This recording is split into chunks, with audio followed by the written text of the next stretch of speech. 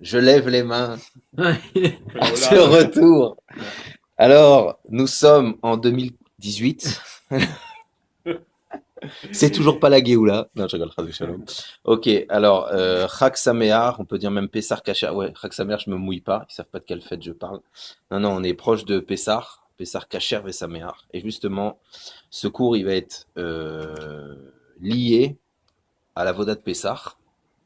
Et oh, comme je me recule sur la chaise, hop là. Voilà, je suis en mode feignant un peu. Sur Pessar, et quel est le travail de Pessar? Alors, pour les femmes, le travail de Pessar, il est assez clair. C'est retourner la maison, aller chercher des coins de poussière qui n'ont jamais existé, refaire les rideaux, les tapis, la peinture. En gros, c'est le ménage de printemps. Mais évidemment, il y a un sujet, c'est important. D'ailleurs, quand je dis les femmes, il y a une mitzvah, halakha lema, c'est écrite que l'homme doit aider.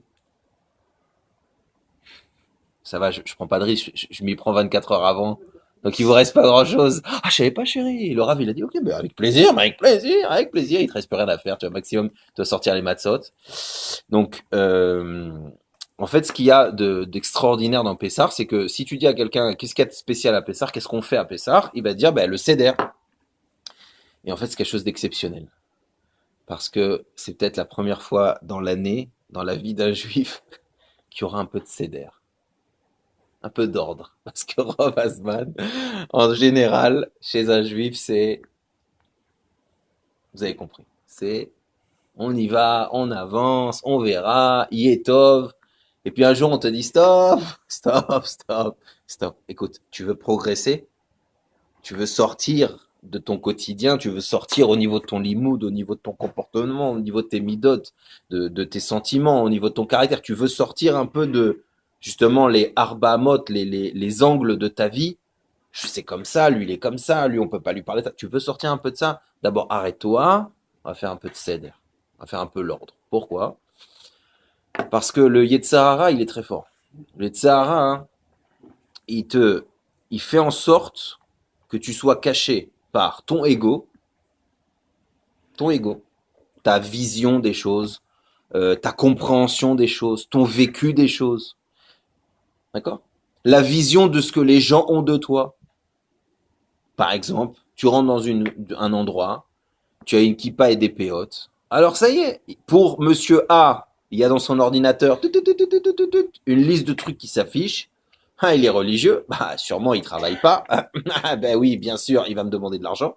Maintenant rien à voir. Non, maintenant rien à. Tu sais, tu faisais comme ça, rien à voir. Mais c'est automatique chez monsieur A, kippa péote égale tac tac tac tac tac. Je rappelle qu'on sort des élections, on a eu un festival de Mitzrayim, d'Égypte. C'est-à-dire de façon de faire, de façon de réfléchir fermée, où c'est comme ça. La gauche, c'est comme ça, la droite, c'est comme ça, les religieux, c'est comme ça, chasse, c'est comme ça. Chacun, on était avec notre lourdeur d'Égypte. C'est pour ça que si chaque année on refait le Seder de Pessar, si c'est expliqué alachiquement que même un Talmid Racham qui connaît tous les Midrashim, connaît tout par cœur, il est obligé de faire le Seder de Pessar. Il est obligé de raconter la sortie d'Égypte. Mais le mec, il a le film. Il a reçu le film, et il a reçu le film de Moshe Rabbeinu. T'es Chacham, toute la journée, t'étudies, tu machin, chayav de t'asseoir, de te taire, de faire le Seder étape par étape avec humilité, qui est évidemment l'inverse de l'orgueil. Comme on sait, c'est la différence entre le pain qui est gonflé, qui représente l'orgueil, et la matzah, qui en fin de compte est du pain, c'est du blé aussi. Mais chai, le minimum, tac, tac, tac, et c'est plat, c'est l'humilité.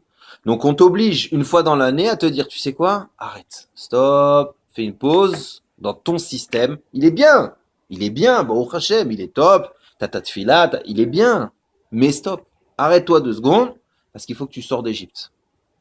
Ça veut dire que le cadre dans lequel tu vis, au niveau de ta réflexion, au niveau de ton avodat Hashem, au niveau de la gestion de ta famille, au niveau de la gestion de tes enfants, au niveau de ton éducation, déjà à la base, tu aurais dû faire un cheshbon nefesh tous les jours, tous les matins, mais comme on sait que tu es avalé par le courant et que tu es plus esclave que maître de ta vie, et ben au moins une fois par an, on bloque et on dit stop, maintenant on va réfléchir, on va se poser, et grâce au CDR de Pessah, je vais t'expliquer comment tu vas te transformer, réfléchir sur toi-même, réfléchir sur la misguérette, l'Égypte dans laquelle tu vis, et voir comment tu peux l'élargir, comment tu peux sortir de cette chose-là.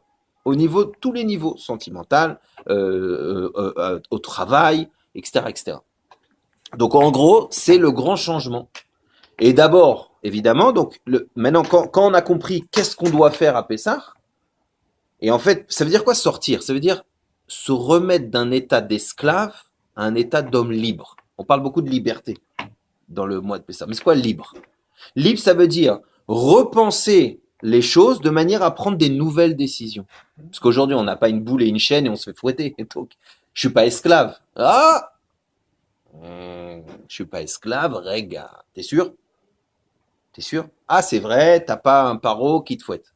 Mais peut-être que t'es esclave de ta façon de penser. T'es sûr que c'est comme ça, comme ça. Peut-être que t'es esclave de... Ne sois pas sûr de toi. Peut-être que tu t'es enfermé déjà dans un système. Peut-être que tu as... Ça s'appelle être esclave. C'est une sorte d'Égypte.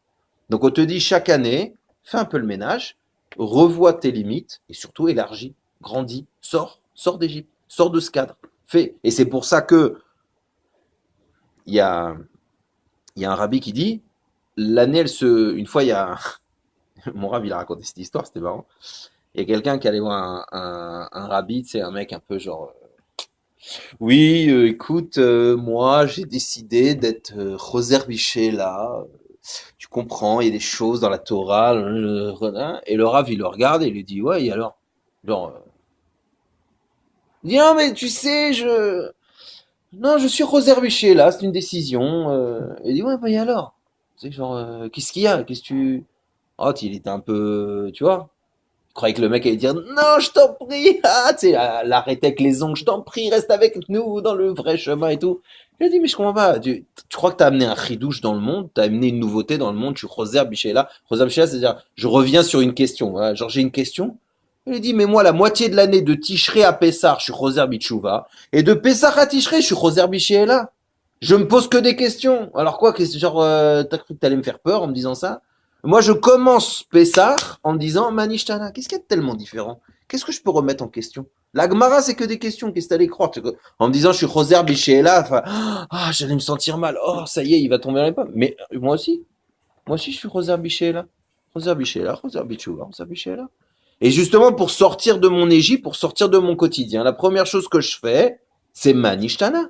Je pose une question, mais qu'est-ce qu'il y a de tellement différent entre ce CEDER et l'autre CEDER, entre cette année et l'autre année, entre mes invités de cette année? Je me repose des questions. Donc, le départ d'un nouveau départ, ou en tout cas d'un chidouche, ou en tout cas d'améliorer, parce que c'est le but. On va essayer de se libérer. Se libérer de quoi? Se libérer d'un système pour en trouver un autre. Attention, t'es pas obligé de faire tout nouveau, mais t'es obligé, chayav, de te poser, t'es obligé de te poser et de dire, regarde, je suis obligé de m'améliorer. Je suis obligé de sortir d'un système qui est peut-être le même avec des murs blancs ici et un mur bleu là. C'est ça le changement. Mais je suis obligé de me poser des questions. Je peux pas, je suis pas un sous, un âne avec qui on met des oreilles et j'avance et je me pose jamais aucune question ni sur ma vie, ni sur mon éducation, ni sur les choix que j'ai faits, ni sur rien. Et c'est pour ça aussi, vous regardez l'important, c'est que par qui on commence? Par les enfants. Et les enfants, on leur dit quoi? Pose. Manishtana, c'est les enfants. Posez la question. Très intéressant. Le Rambam, il dit, même si les enfants ont dit Manishtana, le Balabait, l'adulte, il doit poser Manishtana. Il doit aussi répéter derrière. Il y a deux raisons, enfin il y en a plus, mais il y en a deux raisons qui sont intéressantes par rapport au cours. La première, c'est quelque chose d'extraordinaire, c'est que le Hari Akadosh, il dit qu'à ce moment-là, quand on dit Manishtana, qu'est-ce qu'on fait? L'enfant, en disant Manishtana à son père, il crée une cohésion, il crée un lien entre l'enfant qui pose la question et le papa. D'accord? Il crée un lien. Et il dit, comme ça, de petit Jérémie à papa Jérémie, moralité de papa Jérémie à grand-papa Jérémie jusqu'à Avram. Avinu. C'est-à-dire qu'en posant une question, on réveille toute la charchérette, toute la lignée, toute la pensée des gens de nos familles pratiques, à nous qui sont partis, qui sont plus au CEDER, mais en réveillant cette question qu'on s'est posée tous à un moment donné, en fait, mais qu'est-ce qui change? On réveille, l'enfant, il réveille la grande chaîne humaine des questions du Ham Israël jusqu'à Avraham Avinu, il lui fait un nachat, il lui fait du bien à Avraham Avinu. Qu'entend, papa, qu'est-ce que t'en penses? Tu vois? Et alors, pourquoi le Rambam, il dit, ben, le père aussi doit poser des questions? Ben, d'abord, parce que lui aussi, il a Avraham Avinu derrière lui, il a aussi des trucs.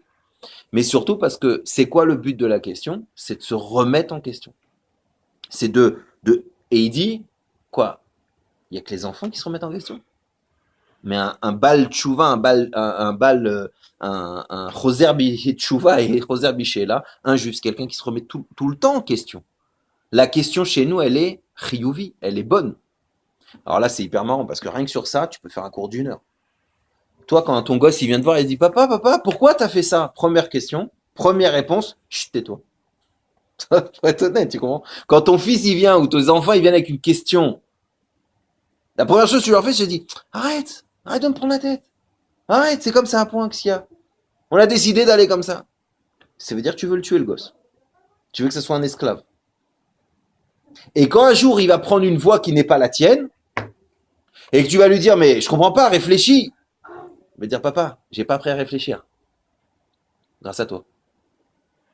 J'ai pas l'habitude de poser des questions. Ah, t'aurais aimé peut-être que je prenne ce chemin, mais moi, j'ai plus l'habitude de me poser des questions. Donc, j'ai pris un mauvais chemin, je peux pas me poser une question qui va faire que je vais me remettre en question. Pourquoi? Parce qu'à chaque fois que je t'ai posé la question, je t'ai dit, pourquoi on va chez mamie? Pourquoi je dois faire Netilat? Tu m'as dit, oh là là, mais oh là là, quoi, Netilat, pourquoi? Voilà, c'était ça ta réponse. Alors, tu vois, Kadosh Baruch Hu, il nous connaît bien, hein. Le jour où il nous rappelle qu'il nous a sortis d'Égypte, qu'on était des esclaves, qu'on valait pas mieux que les chevaux d'Égypte. C'est pour ça que les anges, au moment où l'eau a un truc, il a dit pourquoi eux et pas eux? Et nous, on était vraiment chavés, autant que des Égyptiens. Le jour où on se rappelle qu'Akadosh Baruch Hu nous a fait le miracle de nous faire sortir d'Égypte et nous donner, après la Torah, et nous donner ce srout-là, alors toi on dit, n'oublie pas, le but, je vous dis ça, on soit sur cette Nekuda-là, on peut faire, je vous dis, un cours et même des séminaires entiers. Arrête d'interdire les questions. Parce que tu rends la personne un esclave, et si tu as de la chance, il sera esclave de papa et maman, la yeshiva et du choix que tu fais pour lui. Mais s'il a un peu olé olé et qu'il prend un autre chemin, tu pourras pas le faire revenir. Pourquoi? Parce que tu l'as interdit de poser des questions. Inconsciemment, tu lui as appris à dire, t'as une décision, fonce. T'as un truc, bah, aucune remise en question. Donc s'il prend le bon chemin, la brioute, voilà, c'est un gentil, tu lui caresses ses cheveux, tu dis, il a tout compris. Mais c'est ça qu'on t'a demandé? Non. Une fois par an, on te dit, n'oublie pas, le principe de la question et du questionnement, il est obligatoire. Obligatoire. C'est pour ça que tu dois avoir des invités à ta table. Tu dois avoir des gens qui vont te libérer de tes acquis, qui vont te libérer de je maîtrise. Et qu'est-ce qu'ils font les gens? L'inverse. Le jour du Seder en particulier, parce que tu comprends, comme le mec il a 3 Idurim, 2 Minagim et machin, il fait un espèce de club privé de on va faire le Seder de Pessah le plus comme je pense, le plus comme je veux, le plus comme j'ai appris. Donc en fait, le mec, tu lui enlèves sa kippa, enfin tu lui laisses, tu lui pousses, tu prends une couronne de paro et tu le mets sur la tête. Tu lui dis bienvenue dans le Seder Mitzri. Tu vois, le mec il se met comme paro au bout de la table et il dit levez le verre, levez le verre. Il donne que des ordres. Et on t'a dit non, ça y est, déjà t'es passé, boum, ça t'a pris Fast and Furious 7. Vous savez que toutes mes références sont Alpi Kabbalah. Donc ça veut dire, non, ça veut dire tu t'es pris le mur là, total. T'es déjà parti dans le Seder avec la roche de c'est moi paro, Annie. Or le départ, c'est, tu sais pourquoi on mange la matzah toute plate? C'est parce que Annie c'est chiant. C'est bien, mais c'est chiant. Plus que ça, je vous répète, quand je dis c'est chiant, j'essaye d'être poli. Parce que la halakha nous dit, même un talmid racham, je sais pas si vous imaginez, le Rav Ovadia, le Rabbi de Lubavitch, le Hari Akadosh, qui peuvent, bon, je ne veux pas faire le lourd, mais ils connaissent. Franchement, vous l'avez vu l'Agada, hein, et puis même un mec qui est pas un super lourd, au bout de 3-4 ans d'Agada, t'as des petits réflexes quand même. Tu connais, tu sais l'ordre, etc. Comment ils font eux pour pas que ça leur paraisse ennuyant au possible, non, sans être truc. Quand le mec il fait des pirouchim et qu'il a des midrashim dans sa tête sur la taille des grenouilles, comment il fait pour se mettre à table et lire un texte que c'est le même chaque année? Et parce que c'est pas le but. Parce que ce jour-là, au contraire, il veut poser des questions. Il veut se poser des questions. Il veut entendre des questions. Il veut entendre des remises en question. Pourquoi? Parce qu'il y a des 15 étapes. Donc c'est Yudke, hein, vous avez compris, c'est les premières étapes de Dieu. Parce que un juif, il doit se rappeler que Dieu est très grand. Très, très grand. Très, très grand. Sa Torah, elle est grande. Sa sortie d'Égypte, elle est grande. Et même si je pensais avoir compris quelque chose, viens, on s'assoit et on remet de l'ordre. Parce que je suis sûr que je suis passé à côté. Au moins de 10% de la compréhension de Dieu. Okay, largement. Et donc, c'est super important de comprendre que cette attitude-là, elle change tout. Parce que, par exemple, quand tu es face à un problème de Shalom Bayit, un problème de... C'est bien? Je vérifie de temps en temps que ça va pas couper. Ah ouais, oui. Quand tu es par exemple face à un problème de Shalom Bayit, tu es face à un problème d'éducation, etc. Très souvent, mais alors très souvent, tu vas faire appel à quelqu'un d'autre. D'accord? Au bout d'un moment, quand tu es takoua, tu n'arrives pas à... Tu parles à quelqu'un, tu fais venir ce qu'on appelle une tierce personne. D'accord? Tu exposes les choses, et puis, des fois, la personne, elle répète un truc que tu penses, mais ça passe mieux, et ainsi de suite. D'accord? On connaît tous ce schéma-là. Mais c'est quoi ce schéma si tu le pousses au niveau théorique? C'est qu'en réalité, il y avait sûrement dans le blocage entre moi et ma femme, entre moi et mes enfants, entre moi et cette situation, il y avait peut-être la chose était bloquée parce qu'il y avait, il y avait une espèce de gros Annie, de gros moi qui était placé au milieu et qui faisait que j'avais une mauvaise vision des choses. Parce qu'au moment où je décale un peu ma personne, je pense, mais tu sais, c'est comme quelqu'un qui m'a dit, je lui dis, ben va lui parler. Qu'est-ce que j'ai pas dit? Qu'est-ce que j'ai pas dit? J'ai dit, ah ben, va lui parler. Voilà. Tout ça d'arguments, pourquoi non? Tu sais quoi? Laisse tomber, va pas lui parler. Parce que tu vas pas lui parler à lui, tu vas te parler à toi. T'as déjà, Baruch Hashem, une liste des courses de Pessar, de tout ce qu'il va te dire. Mais attends, mais un peu de Chassidout, un peu de Tanier, un peu de Baal Shem Tov, please. On te dit que beaucoup de choses sont liées à comment toi tu penses, comment toi tu parles. Mais si sur un problème, tu as déjà fermé l'Égypte à double tour en disant, mais de toute façon, ce gosse, le jour où il va comprendre, ben c'est qu'est-ce que tu lui donnes comme chance? Qu'est-ce que tu lui donnes comme chance quand tu dis ça? Quand tu dis, ouais, ben, ma femme, ça fait 10 ans qu'elle a rien compris. Ok, c'est alors vas-y, tu viens de signer pour 10 ans encore. Puisque tu es incapable d'imaginer une ouverture, une question, un angle, quelque chose qui fait que, peut-être, hop, vous allez agrandir votre Égypte, mais dans la nouvelle Égypte, on aura de nouvelles solutions. Donc ça veut dire que rien que sur ce squelette-là de réflexion, tu peux changer toute ta vie. Le problème, c'est qu'on fait le Seder de Pessah une fois par an. Et que le jour où on fait le Seder de Pessah, on s'occupe de tout sauf de Pessah. Ça veut dire qu'on s'occupe de mettre de l'aluminium comme à la NASA. D'accord? On s'occupe d'acheter des trucs super méoudars. On s'occupe, et surtout très très vite, juste après, on revient à fond dans notre vie de tous les jours. Pour peu qu'on peut trouver une embrouille pour travailler pour la moette comme ça, ouf, je suis moins à la maison avec les gosses, et elle est belle. Vivement Pessar prochain, c'était sympa Pessar, oui, on a très bien fait le Seder.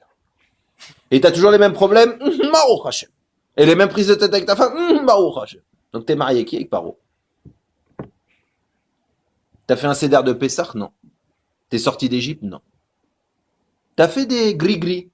Matzah, matzah, marour, marour. D'accord? Tu t'es fait un petit Seder africain, comme ça, sympathique. T'as pas fait Pessar. T'as pas fait Pessar. T'as pas fait le Nikayon avant. T'as pas fait la recherche avec la bougie à l'humilité d'une lumière nouvelle. Le jour de Pessar, t'as pas laissé des questions de poser. Au moment où ta femme, elle t'a dit, tes parents, ah, commence pas! T'as senti la point d'interrogation sur un sujet, t'étais déjà parti. Ah, commence pas avec ça, commence pas avec le truc, commence pas avec les minagim, commence. Ça veut dire tac, tac, tac, tac, tac, tac. Un grand égyptien. Non, non, mais c'est terrible. Mais c'est-à-dire que c'est ça. Et en plus, nous, on a un jour, on a un soir, on a se renforcer dans la Emouna, qu'Akadosh Baruch Hu, il a tout fait pour nous parfaitement. Et donc, si on a des bugs, c'est qu'on a un problème d'Avodat Hashem. Alors, imagine, je répète la phrase, je la fais jolie pour que ça soit sympathique, mais avaler, c'est pire que la matzah, tu sais, quand tu dois manger le kazaït et que t'étouffes. C'est la même, hein. Parce que je répète, c'est quoi? C'est on te dit lechem emuna et lechem refoua quand tu as 2 jours. Et nous, on fait emuna et refoua d'un coup. La foi et la guérison. Donc, a priori, tu as un bug d'emuna, de foi en Dieu, parce que si tu as un problème avec lui et ah ouais, si j'étais resté en France et machin, c'est que tu penses que Dieu, il a fait la sortie d'Égypte, après il s'est barré, et donc il n'est pas le maître de tous les événements qui t'arrivent, et tu grognes. Et t'es pas d'accord. Et ton problème, il est, ça c'est extraordinaire, c'est que pourquoi Kadosh Baruch Hu, il nous demande le mois des miracles? Parce qu'il sait que l'homme, il a tendance à regarder son nombril. Il a tendance à regarder autour de lui. Donc, pour lui faire lever la tête, il ne peut pas lui dire, il y a un peu de cavote pour ton prochain. Parce que la réponse, ça va être de dire, et lui, il en a pour moi. Donc d'abord, pour que tu arrêtes de penser comme un animal, parce que tu sais, les animaux, c'est quoi là? Comme ils sont à 4 pattes la plupart, donc ils ont la tête vers le bas. Donc d'abord, à Pessah, il essaye de te relever comme un homme sur 2 pieds, pour que tu regardes en haut. Maintenant, quand tu regardes en haut, qu'est-ce que tu es censé faire quoi? De voir la grandeur de Dieu. La grandeur de Dieu, c'est égal à ce que je suis petit, et au moment où tu as un éclair de je suis vraiment une poussière, ménage de Pessah, au moment où tu as un éclair que tu es une poussière, on te dit « Oh, stop !» Alors vas-y, pourquoi tu n'appliques pas ce truc-là maintenant? Pourquoi tu n'essayes pas de le vivre un petit peu et que ça t'aide dans ta vie? C'est-à-dire quoi, je suis une poussière? Ça veut dire, j'ai une façon de réfléchir, mais peut-être que ma femme en a une autre. J'ai envie pour mon fils ça, mais peut-être que c'est mieux ça. C'est quoi? Utilise ces 20 secondes d'émouna que Dieu fait bien les choses, et ces 20 secondes que tout va bien, et ces 20 secondes que faut être humble, et que tout peut changer, et que, Birlal, je sais pas si quelqu'un, si on dit ça à quelqu'un, un psychologue goy, il pète un câble, il dit c'est le meilleur moyen d'être fou. Quoi? Regardez comment ça marche cette fête. Dans ta vie de tous les jours, la première nourriture qui fait de toi un Ben Adam, c'est le pain.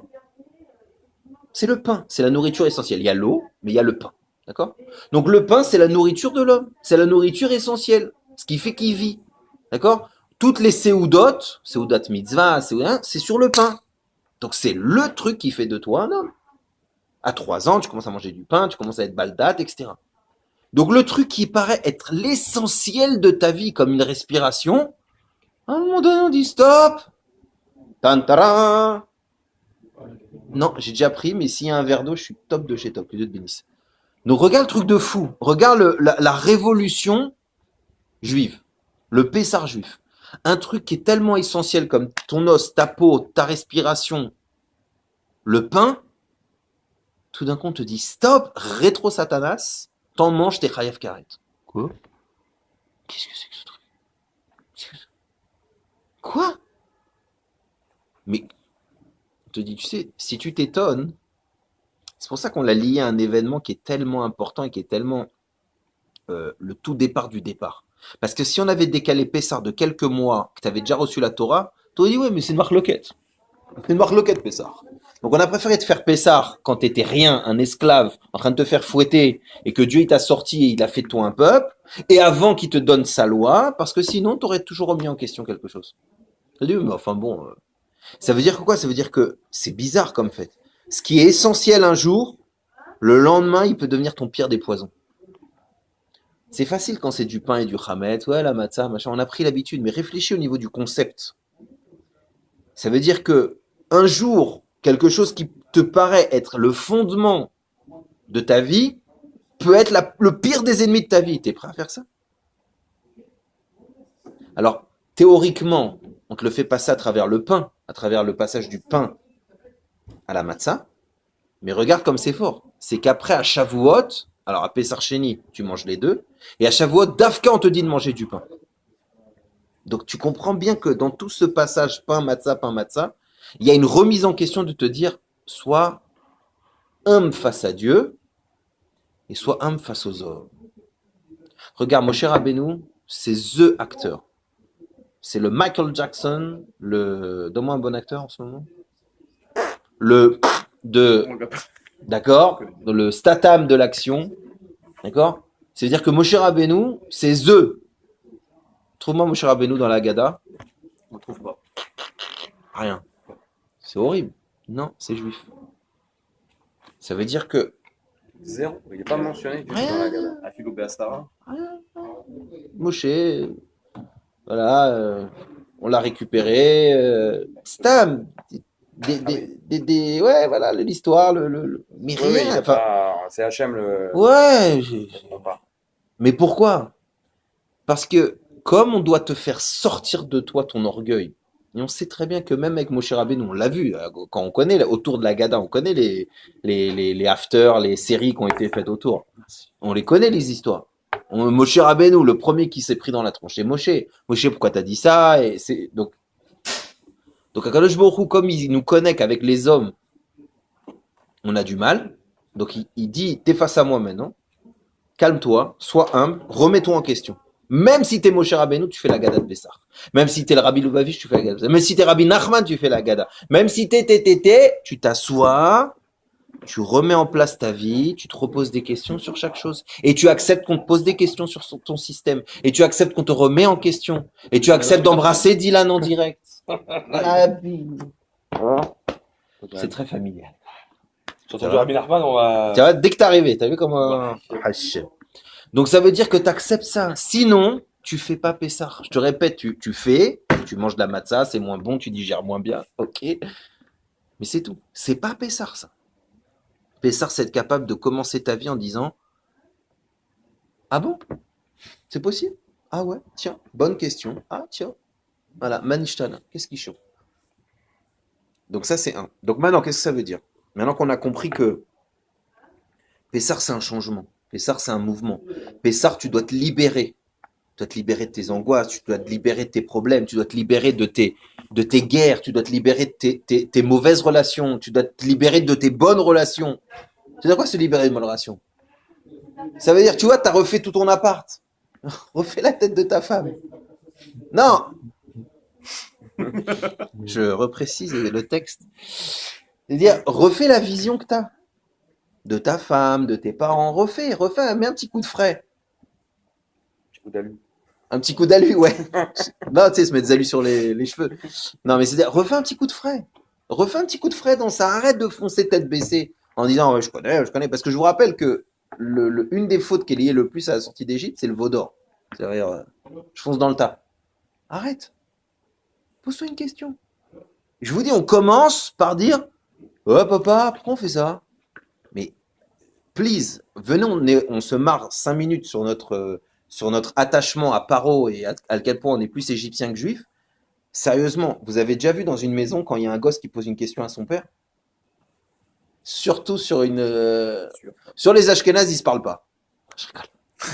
Donc il y a pas, non d'accord. Mais chez un Sfarad, t'imagines un fils qui est allé un mois à la yeshiva qui pose une question à son père sur la Haggadah et pourquoi on fait ça? C'est une guerre. C'est une guerre. C'est vrai ou pas? Ça déclenche une bombe atomique. C'est ça qu'on leur donne des bonbons. D'accord? C'est pour ça que on fait vite boire le papa qui soit en mode un peu plus détente et ouvert. S'il y en a un qui pose une question, non, bah au Hachem, non mais le top c'est non mais si tu fais un CDR avec des juifs, oui, mais non mais je vois notre non mais comme ça fait longtemps comme ça fait longtemps que je suis pas venu, je me suis dit si je viens moi tu vois je la pousse quoi, comme on dit. Non, mais tu comprends le truc, c'est-à-dire que dans une maison quand un enfant ou quand ta femme, ou quand quelqu'un il pose une question, la première des réponses, c'est qu'est-ce que tu viens me... Zaksh, pourquoi? Pourquoi? Qu'est-ce que tu me veux? Je te dis, ton gosse il dit, ah papa, ouais, mais pourquoi la yeshiva? Tu veux me faire des soucis, hein? Tu veux me pourrir, hein? T'as posé une question, il t'a pas dit... Réponds parce que ça, Je répète pourquoi. Parce qu'on comprend pas l'importance de la question dans la Torah. L'importance de la question, c'est pas pour te dire ah ouais, pourquoi? C'est pas stam pour remettre en question. La question, elle est là pour t'ouvrir des nouvelles vues. Elle est là pour pourquoi? Si je répète, un juif, même voilà quelqu'un qui est dans le jour voilà, ton fils il pète un câble, il décide de devenir astronaute, chrétien et bouddhiste en même temps. Il y a une chavila, il y a une promotion et homosexuel, mais ça c'est une base, d'accord? Tu vois, oui, la brioute. Pessah Kacher avec sa mère. Donc là, tu as un coup de sang. Le problème, c'est que si tu as fait Pessah avec lui, un vrai Pessah, il y a une chance que s'il est au Zimbabwe et qu'il y a un mec qui lui dit, et dis-moi, t'es pas juif, toi? Cette question, elle déclenche chez lui un, aïe, c'est vrai ça, je suis juif ou pas? Et peut-être qu'il fait faire Chazer Bichéla et Tchouva. Mais si tu lui as toujours dit, chut, tais-toi, chut, nan, asr, hein? Alors c'est un bon mouton, sauf qu'avant de sortir d'Égypte, on a pris le mouton, on lui a fait la guerre.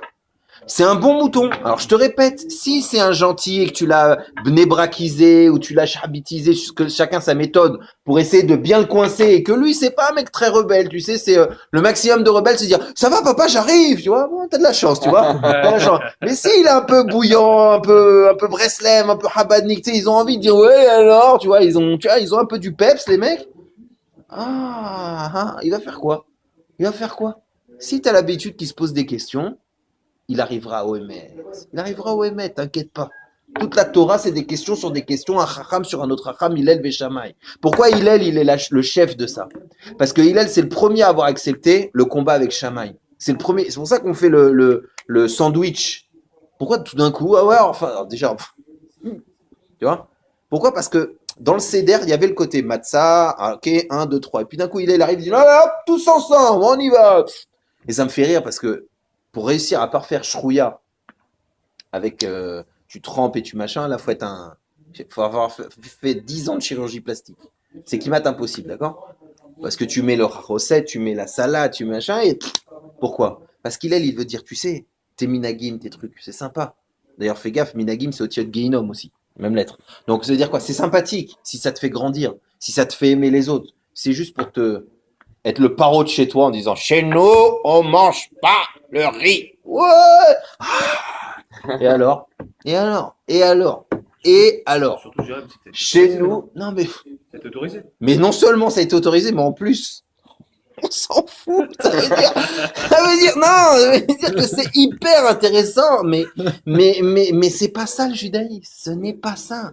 C'est-à-dire que si, quand tu fais des khumrot à Pessah, le riz, le kiserachamim, le pashrouya que tu manges avec une colle, tout ce que tu veux. Mais si ça t'aide à mieux comprendre les autres, à mieux comprendre les minagim des autres, à mieux comprendre la Torah des autres, et à faire les chaim avec un mec qui boit du coca, Comment ça se passe chez le rabbi? t'approches. Tu veux que je te dise un truc, je vais vous raconter, je suis obligé de vous raconter cette histoire.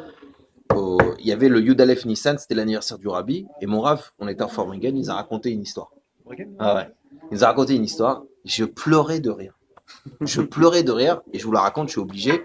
Et si vous écoutez le Farmringen, vous allez la voir, mais je pleurais de rire parce qu'elle est extraordinaire. Et après, on passe juste rapidement sur les 15 étapes pour essayer de vivre un peu plus ce que j'ai dit, mais bon, enfin, ce que j'ai dit. Ce que j'ai ramené. Ce que Dieu dit. Oui, alors Pessah, c'est l'orgueil, hein, mais bon, non, ce que Dieu voulait vous dire aujourd'hui, Ah ouais. On a foutu sur les à travers ma matzah. Les maths. Alors, qu'est-ce que je disais? Oui, le Rav Barkatz. Alors, écoute cette histoire extraordinaire. Donc, lui est Chabad, c'est connu, c'est que comme tout le but de Pessah, c'est de sortir d'Égypte. Et c'est quoi sortir d'Égypte? C'est devenir un peuple. Et c'est quoi devenir un peuple? C'est recevoir la Torah. Et c'est quoi toute la Torah? Il te dit, ne fais pas à quelqu'un d'autre ce que tu veux pas qu'on te fasse à toi. C'est-à-dire que tout Pessah, tu te libères de toi pour supporter les autres. Pour être moins tyran sur toi-même. En fait, c'est Avat Israël. On revient, tu sais.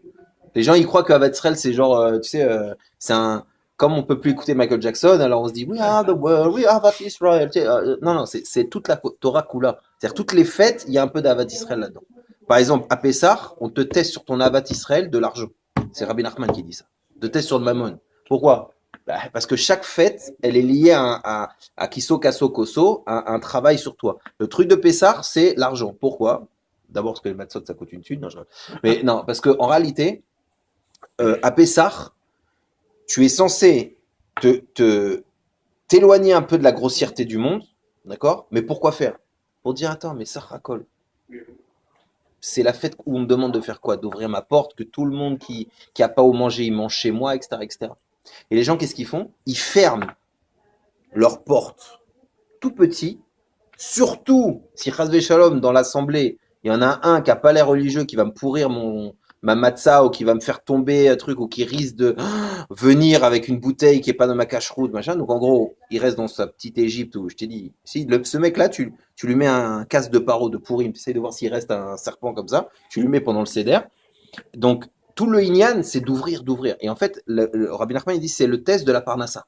Est-ce que quand arrive Pessah, tu te sens de donner une des halachas, les premières, tu as l'impression que c'est même, comment ça s'appelle en hébreu? Ah, je sais pas. Tous les mecs qui te disent de. Qui me frappe plus qu'un. Voilà. C'est donner de l'argent pour les pauvres. C'est à l'entrée, c'est Rosh Chodesh Nissan, t'as déjà les pancartes et le mec il est comme ça devant toi. Parce que c'est vrai, la question est, est-ce que tu vas faire Pessah avec tous les trucs et puis au passage tu vas aller à Eilat, la brioute, hein. La brioute. Mais dépenser ta tête et tu penses pas aux autres. Donc là encore, c'est un Pessah classe, mais Adrien, pour ta gueule. Mais ce que, au contraire, on te dit, tu vas donner aux autres, tout le monde va avoir une matzah, tout le monde va pouvoir faire. C'est cher le vin, tout le monde va pouvoir faire. Ceux qui peuvent pas, ils vont faire chez toi. Donc c'est le test de la parnassa. Maintenant, je reviens à l'histoire de mon Rav, vous allez. Enfin, en tout cas, moi, j'ai pleuré. Il me dit donc, les gens, ils dépensent une tonne pour leur idorim à eux. Je veux pas ci, je veux pas ça. Et quand quelqu'un leur demande de l'argent, ils disent 2 shekels. Fais l'inverse, tu verras ton Pessah, il soit glorieux. D'où je sais ça. Mon Rav, il me dit, voilà, je vais vous dire. Donc, mon Rav, Chabad, il me dit, je vais te dire, je vais te raconter. Donc, on était en Formringen, il faut voir quand c'est lui qui la raconte, tu pleures. Il dit, je vais vous dire, le Pessah, le moins cachère de ma vie où je l'ai passé. Alors, on s'est dit à l'armée. À l'armée, c'était un peu. Il a fait l'armée. On dit peut-être à l'armée, c'est compliqué, t'as pas tous les trucs et tout. Non. Le gars, il dit, le Pessah, le moins cachère que j'ai fait, c'était chez le Rabbi. C'est pas possible. Là-bas. Écoute! Parce qu'il invitait tout le monde. Écoute! Mais non, mais pire que ça, écoute! Il dit le truc, c'était chez le Rabbi. Mais le plus Pessar que j'ai fait, sa mère, est vrai, je pense que c'était aussi celui-là. Il dit, j'explique. Moi, je suis Bachour. Il est Bachour, le Rav. Et donc, il va au 770 pour passer Pessar. Et là-bas, les Bachourim, ils se font inviter chez des gens. D'accord? Moi, j'avais étudié le truc, et alors, on prend le radis, on soulève, on enlève, on se met de la lui ici, on mange la matzah, on la tous les chumrot, et pas cette matzah-là, et pas le truc, et pas le kitniyot, et le kitnisbish, et le mish, base. Donc j'étais bouillant. Ça veut dire que j'avais fait un doctorat de la lourdeur de Pessah. Maintenant, il débarque chez son balabaït, tu vois, Chabad, bar, tout, machin. Lui, il se dit, c'est bon, tu vois, il avait pris son aluminium dans la poche au cas où faut rajouter un peu rapidement, tu vois, on sait jamais. Il arrive, il me dit, je vois la table, je vois à gauche, droite, comme ça. Il se dit, s'ils amènent pas de la matzah, je me barre. Ça veut dire, tu vois la table, il me dit, même des trucs en rôle, je mange pas. Des ketchup, des mayonnaises, des Perrier, une table, ça, t'as l'impression d'arriver à Souda Shlishi d'une Brit Mila tunisienne. La brioute. Mais des tonnes de... L'autre, il regarde comme ça, il voit la photo du Rabbi, il dit, c'est bien là, tu sais. Oui, quelqu'un. Il voit une table. Il me dit, je te dis, même des trucs en rôle, je mange pas. Tout caché à les Pessah. Mais alors, Sacha, tu vois, la table. Il s'est dit, ils vont me servir une bière. Ils vont se chauffer, les mecs. Alors, à 2 doigts, attends, à ce prix-là, tu vois, ils vont. Tu sais, il regarde comme ça, il comprend pas. Et puis les matzot arrivent et tout.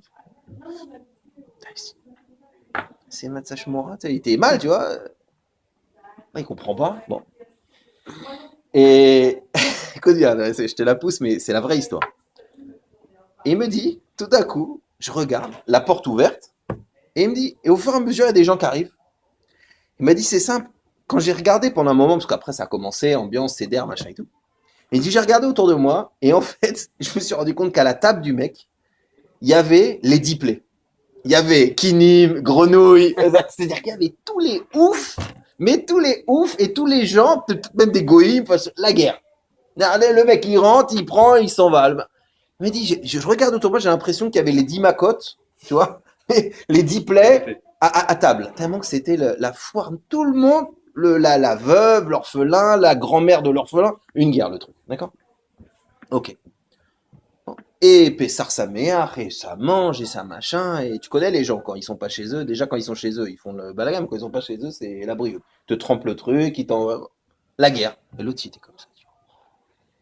Bon, ok. Suite de l'histoire. Le lendemain... Le Bachour. Oui, Ouais, d'accord. c'est mon Rav qui raconte ça. Maintenant, il a passé toutes les fêtes chez ce hôte-là, qui est un mec hyper connu en plus. C'est-à-dire, genre, va chez lui, quoi. Ouais, il comprenait plus rien. Bon. Maintenant, à la fin de la fête, il y a un minag de faire Baal Shem Tov, Seudat Mashiach. À la fin de Pessah, Seudat Mashiach, on refait les 4 vers, etc. Attends, le maquillage. Ah, on va se chauffer. Ah, Fin de la fête, Ouais, tu tapes dans un endroit chassidi, Chabad, Breslev, Bnei Brak, Rav Shach, n'importe qui. Ils font Seudat Mashiach. Là, ils font tout. Bah, C'est pas Moti Shabbat, tu auras tout le méchant. c'est Shabbat, je pense. Non, ça sera vendredi. Après la fête, ou- Non, le jour de la fête, le dernier jour de la fête. Ouais. Donc vendredi. soir. Alors J'ai quoi, vu pour pendant le Shabbat truc de Vendredi, hein. le fils. ouais, Le truc là qui explique bien à chaque fois ça. Pourquoi on fait ça? De quoi? L'histoire, le fils avec la pomme là. Oui. Attends, non, mais juste, je finis mon histoire, après je raconte ça. Bon, en gros, il y a le minag de Seudat Mashiach. On refait les 4 vers. C'est un grand sujet. Baal Shem Tov, il a amené un grand sujet de. Ok, top. Donc, mon Rav, il est là-bas. Et le mec, il dit, ah là, Seudat Mashiach, faut pas oublier et tout. Hein, surtout, tu viens me voir et tout, qu'on soit pas en retard parce que c'est la guerre chez le Rabbi. On peut même plus rentrer et tout maintenant. Maintenant, il dit, qu'est-ce que tu vas faire? Il dit, non, moi, je vais aller voir le match. le rap. Le Balabait. Aïe. Alors, le Rav, il regarde, il dit, quel est le. J'ai pas compris, vous allez voir le match, le batch, le match, le zatch. Mon anglais, je comprends pas. Il dit, non, il dit, écoute, moi, je suis maître de baseball. Il y a un match de malade, l'équipe préférée, donc, je peux pas. Shaon Shabbat, sur la télé, je vois le match. Alors, mon Rav, il allait faire un infarctus, ça veut dire. Imagine un bachour bien shulchanérisé avec le truc, il m'a dit, je suis chez un extraterrestre. C'est-à-dire, je suis chez un fou. Et il voit le cum, avec la beubare et tout. Allez, New York! Et tu peux dire, il s'en ouvre, il est devant son match avec le Shaon Shabbat, et comme ça, allez. Et l'autre, il dit, ah non, ça y est, ça y est, Ratati, Pachati, il dit, ça y est, c'est pas Pessah. Le Shaon Shabbat, c'est-à-dire, allez, en avant, quoi. D'accord? Alors là, putain, Seudat Mashiach. Oui, bientôt fini, tout va se stresser et tout.